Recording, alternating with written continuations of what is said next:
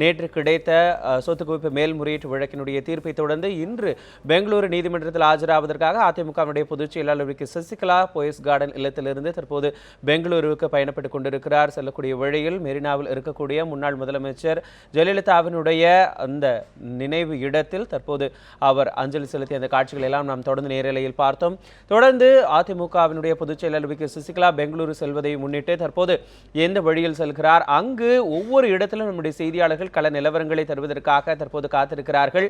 தற்போது அவர் சென்னையில் இருக்கக்கூடிய முக்கிய சாலைகளின் வழியாக அவர் பயணப்பட்டுக் கொண்டிருக்கக்கூடியதை நம்மால் பார்க்க முடிகிறது.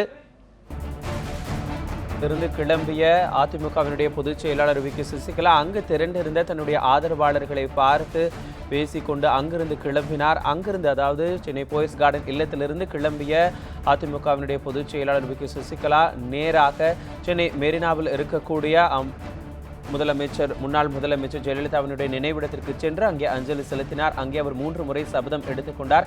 அங்கிருந்து கிளம்பியவர் தற்போது பெங்களூருவுக்கு பயணப்பட்டுக் கொண்டிருக்கிறார். இது தொடர்பான கூடுதல் விவரங்களை பதிவு செய்வதற்காக நம்முடைய செய்தியாளர் சுபாஷ் தற்போது நேரலில் இணைகிறார். சுபாஷ், தற்போது நீங்க எந்த இடத்தில் இருக்கிறீங்க?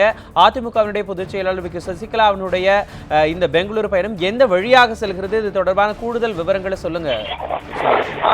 தற்போது பெங்களூருக்கு செல்ல இருக்கக்கூடிய சசிகலா அவர்கள் அவருடைய மறைந்த முதலமைச்சர் ஜெயலலிதாவின் சமாதிக்கு அஞ்சலி செலுத்திவிட்டு தற்போது ராதாகிருஷ்ணன் சாலை வழியாக கோட்டூர்புரம் நோக்கி வர இருக்கிறார். கோட்டூர்புரத்தில் உள்ள அவர்களுடைய விருப்பமான கடவுளான வரசக்தி விநாயகர் திருக்கோயில், இந்த திருக்கோயில் தான் எப்பொழுதும் முன்னாள் முதலமைச்சர் அவர்கள் வணங்கிவிட்டு செல்வது வழக்கம். அதே போன்று தேர்தல் பிரச்சாரமாக இருந்தாலும் சரி, பல்வேறு திட்டங்களுக்கு செல்வதாக இருந்தாலும் சரி, இந்த வழியாக செல்லும் போது வணங்கிவிட்டு செல்வார். அதே போன்றுதான் தற்போதைய முதலமைச்சரும். இந்த நிலையில கடந்த முறை சிறைக்கு சென்று திரும்பும் போதும் இந்த கோவிலில் நின்று வணங்கிவிட்டு தான் சென்றார். தற்போது அஇஅதிமுக பொதுச் செயலர் சசிகலாவும் தற்போது ஜெயலலிதாவினுடைய சமாதியிலே அஞ்சலி செலுத்திவிட்டு சபதத்தை எடுத்துவிட்டு தற்போது கோட்டூர்புரம் நோக்கி வந்து கொண்டிருக்கிறார். இன்னும் சில நிமிடங்களில் தற்போது இங்கு வந்து விடுவார் என்று எதிர்பார்க்கப்படுகிறது. அவரை காண்பதற்காக சில தொண்டர்கள் இங்கே இருக்கிறார்கள். இந்த நிலையில் அவர் செல்லும் போது, அவர் வாகனம் செல்லும் போது 2 தேங்காய் உடைப்பதற்காக தயார் நிலையில் தற்போது வைக்கப்பட்டிருக்கிறது. அந்த காட்சியை நீங்கள் பார்க்கலாம். தற்போது கோவிலில் தொண்டர்கள் இருப்பதை அந்த காட்சியையும் நீங்கள் நேரடியாக காணலாம். அங்கு தொண்டர்கள் நின்று கொண்டிருக்கிறார்கள், கையில் தேங்காயுடன் நின்று கொண்டிருக்கும் அந்த காட்சியை பார்க்கலாம். அவர்கள் வாகனமானது தற்போது கோவில் வாசல் மூடப்பட்டிருந்தாலும் இன்னும் சில நிமிடங்களில் அவர் வாகனம் கடக்கும் போது சரியான வகையில் அந்த கோவில் வாசலில் தேங்காய் உடைப்பதற்கு தயார் நிலையில் கடந்த 2 மணி நேரங்களாக இங்கே தொண்டர்கள் காத்துக் கொண்டிருக்கிறார்கள். இந்த வாகனமானது அடையார் வழியாக சென்று சர்தார் பட்டேல் சாலை வழியாக சென்று ராமாவரம் எம்ஜிஆருடைய இல்லம் வழியாக கடந்து கிண்டி பூந்தமல்லி வழியாக கடந்து NH-48 சாலையை கடக்கும் என எதிர்பார்க்கப்படுகிறது. இன்னும் சில நிமிடங்களில் வந்து கொண்டிருக்கிறார். இதோ அந்த வாகனம் இன்னும் சில நிமிடங்களில் வரக்கான காட்சியை நீங்கள் காணலாம். சுபாஷ், தொடர்ந்து இந்த கோட்டூர்புரம் விநாயகர் கோவில் என்பது மிக முக்கியத்துவம் வாய்ந்ததாக அதிமுகவினுடைய வட்டாரங்களில் பார்க்கப்படுகிறது. ஏனென்றால் இந்த சொத்து குவிப்பு வழக்கிலிருந்து விடுதலை பெற்று வரும் பொழுது அதிமுகவினுடைய பொதுச் செயலரும் அப்போதைய முதலமைச்சருமாக இருந்த ஜெயலலிதாவும் இந்த கோட்டூர்புரம் விநாயகர் கோவிலில் தரிசனம் செய்துவிட்டு தான் அவருடைய இல்லத்திற்கு சென்றார். அதனைத் தொடர்ந்து பன்னீர்செல்வம் அவர்களும் கடந்த சில நாட்களுக்கு முன்னதாக ஆளுநரை சந்தித்துவிட்டு செல்லும் வழியில் இந்த கோட்டூர்புரம் விநாயகரை தரிசித்துவிட்டு சென்றிருக்கிறார். ஆக அதிமுகவினுடைய தற்போதைய பொதுச் செயலாளராக இருக்கக்கூடிய சசிகலாவும் இந்த கோவிலுக்கு வர இருக்கிறார். எந்த அளவிற்கு இது முக்கியத்துவம் வாய்ந்ததாக பார்க்கப்படுகிறது? அது மட்டும் இல்லாமல் அங்கு கோவிலில் இருக்கக்கூடிய அந்த தொண்டர்களுடைய மனநிலை என்பது எப்படி இருக்கிறது, அதை கூட நீங்கள் பதிவு செய்யலாம் சுபாஷ். முன்னதாக அவர் போயஸ் கார்டன் இல்லத்திலிருந்து புறப்பட்டு ஜெயலலிதாவின் சமாதிக்கு சென்று அங்கிருந்து கடற்கரை சாலை வழியாகவே காமராஜர் சாலை வழியாகவே கிண்டி வழியாக செல்வார் என்று கூறப்பட்ட நிலையில் நிச்சயமாக இங்கு இருக்கக்கூடிய தொண்டர்கள் இங்கு நிற்க வேண்டும் என்று எங்களுக்கு உத்தரவிடப்பட்டிருப்பதாகவும், இந்த நிலையில் அவருக்கு வரும்போது தேங்காய் வழிபாடு நடத்துவதற்காக தேங்காய் தயார் நிலையில் நாங்கள் வைத்திருக்கிறோம், நிச்சயமாக அவர் இந்த வழியாக தான் வருவார் என்று சொன்னார்கள்.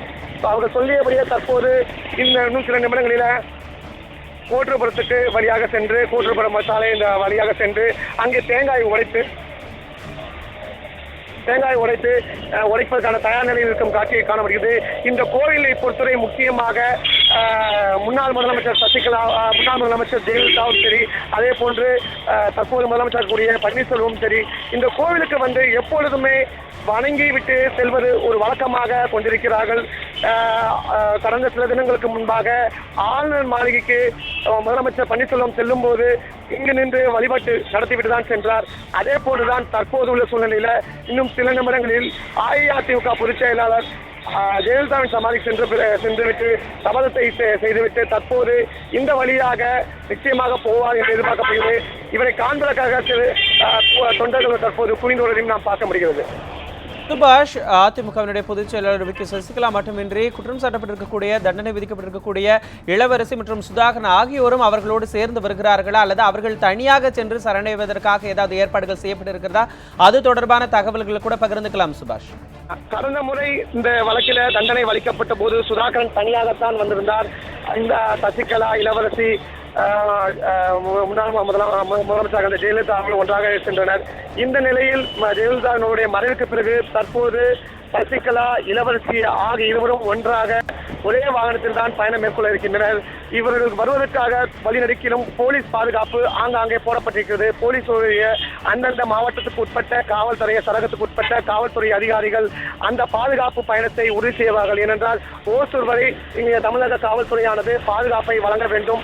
அதற்கு பிறகு பெங்களூருடைய காவல்துறையினர் அந்த அவருடைய பாதுகாப்பை உறுதி செய்யும் வகையில் நீதிமன்றத்துக்கு கொண்டும் செல்லும் வரை பெங்களூருடைய கர்நாடகா காவல்துறையினர் தங்களுடைய கட்டுப்பாட்டில் எடுத்துக்கொள்வார்கள்.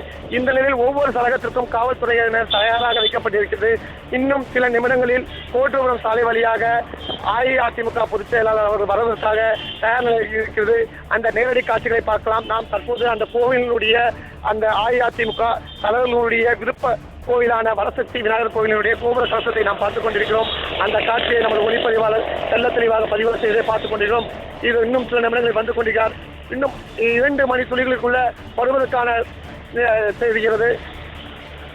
நமது ஒளிப்பதிவாளர் நேரடியாக அந்த பாலத்தை நோக்கி இருக்கக்கூடிய காட்சிகள் கூடவே காவல்துறையுடைய பாதுகாப்பு உடன் வருவதை காண முடிகிறது. பாருங்கள், நேரடியாக அந்த காட்சி நியூஸ் 7 செய்திக்குழுவில் பிரத்யேகமாக வாங்குவதற்காக நாம் நின்று கொண்டிருக்கிறோம்.